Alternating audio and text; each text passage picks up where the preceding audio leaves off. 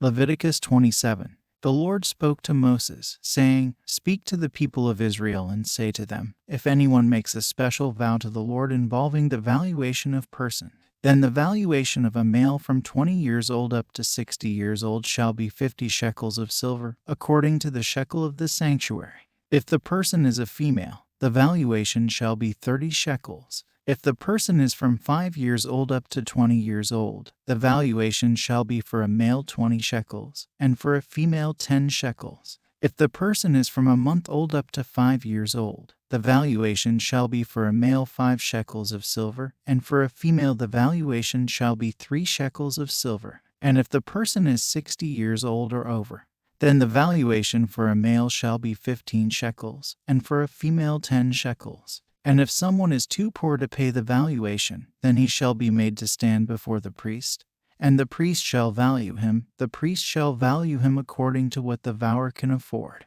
If the vow is an animal that may be offered as an offering to the Lord, all of it that he gives to the Lord is holy. He shall not exchange it or make a substitute for it, good for bad, or bad for good. And if he does in fact substitute one animal for another, then both it and the substitute shall be holy. And if it is any unclean animal that may not be offered as an offering to the Lord, then he shall stand the animal before the priest, and the priest shall value it as either good or bad, as the priest values it, so it shall be. But if he wishes to redeem it, he shall add a fifth to the valuation. If a man dedicates his house as a holy gift to the Lord, the priest shall value it as either good or bad, as the priest values it, so it shall stand.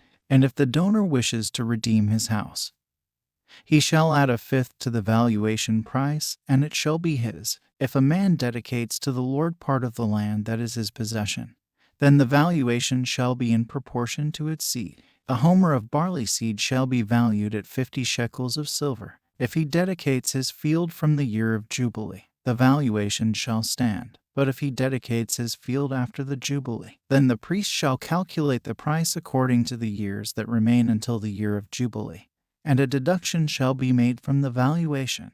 And if he who dedicates the field wishes to redeem it, then he shall add a fifth to its valuation price, and it shall remain his. But if he does not wish to redeem the field, or if he has sold the field to another man, it shall not be redeemed any more. But the field, when it is released in the Jubilee, shall be a holy gift to the Lord, like a field that has been devoted. The priest shall be in possession of it. If he dedicates to the Lord a field that he has bought, which is not a part of his possession, then the priest shall calculate the amount of the valuation for it up to the year of Jubilee, and the man shall give the valuation on that day as a holy gift to the Lord. In the year of Jubilee the field shall return to him from whom it was bought, to whom the land belongs as a possession. Every valuation shall be according to the shekel of the sanctuary. 20 gerahs shall make a shekel. But a firstborn of animals, which is a firstborn, belongs to the Lord. No man may dedicate, whether ox or sheep, it is the Lord's. And if it is an unclean animal, then he shall buy it back at the valuation, and add a fifth to it. Or, if it is not redeemed, it shall be sold at the valuation.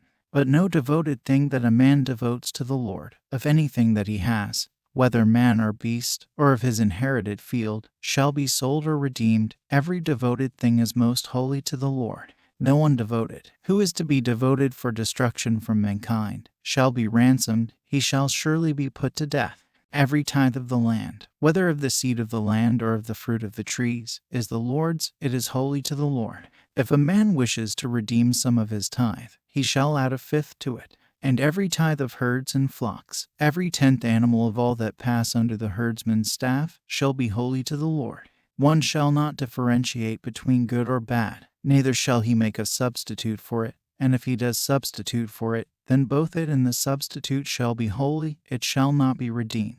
These are the commandments that the Lord commanded Moses for the people of Israel on Mount Sinai.